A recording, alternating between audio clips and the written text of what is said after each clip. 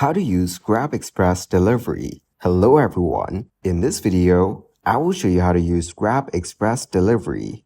First, open the Grab application on your mobile device. Now tap on All. Here, tap on Express. You can book any delivery from here. Now tap on Deliver To. Here, you need to enter the delivery details. Then, you need to select your ride, such as bike or car. Next, tap on Add Item Details. Here, you need to enter all the item details.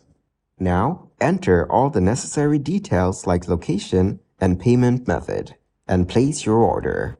Thank you guys for watching this video. Hope you got some value.